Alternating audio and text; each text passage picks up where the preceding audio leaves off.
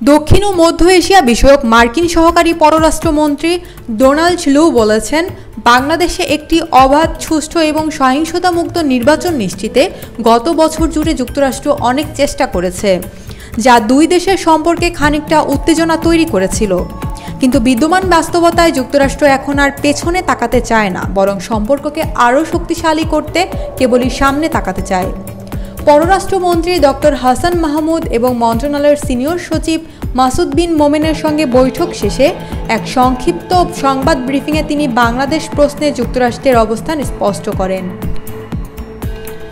সেগুনবাগিচায় জনাকীর্ণ সংবাদ ব্রিফিংয়ে লু তার সফর বিষয়ক বিবৃতি পড়ে শোনান, তবে উপস্থিত সাংবাদিকদের কোনো প্রশ্ন গ্রহণ করেননি তিনি।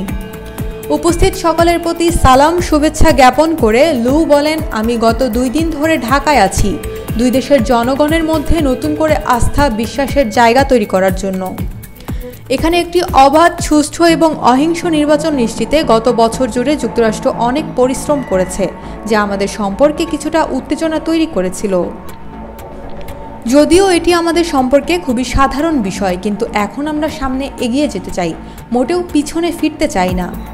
আমরা আমাদের সম্পর্ককে দৃঢ় করার উপায় খুঁজে বের করতে চাই।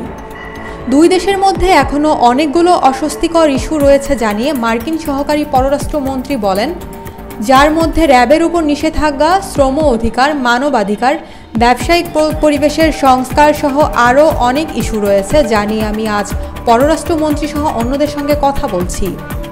এই হার্ড ইস্যুগুলো নিয়ে আমাদের আলোচনা চলমান থাকবে। পাশাপাশি দুই দেশের সম্পর্কের ইতিবাচক অনেক বিষয় রয়েছে, যেখানে আমাদের পরস্পরের সহযোগিতা দরকার। লু আরও বলেন, আমরা এখানে নতুন নতুন বিনিয়োগের কথা ভাবছি। যুক্তরাষ্ট্রে বাংলাদেশি শিক্ষার্থীদের পড়াশোনার সুযোগ অবারিত করা, ক্লিন জ্বালানি সহ ভবিষ্যতের জন্য আমাদের অন্যান্য গুরুত্বপূর্ণ বিষয়গুলো নিয়ে কাজ করার সুযোগ আছে। তবে ডোনাল্ড লু তার বিবৃতিতে আরেকটি গুরুত্বপূর্ণ বিষয় উল্লেখ করেছেন, তা হলো দুর্নীতি। তিনি বলেন, আজকে আমি মন্ত্রীদের সঙ্গে দুর্নীতি প্রতিরোধের বিষয়ে আলোচনা করেছি। আমরা একসঙ্গে সরকারি কাজের স্বচ্ছতা নিয়ে কাজ করতে পারি। এর মধ্যে যেসব কর্মকর্তা দুর্নীতি করেছে তাদের দায়বদ্ধতা নিশ্চিত করতে পারি।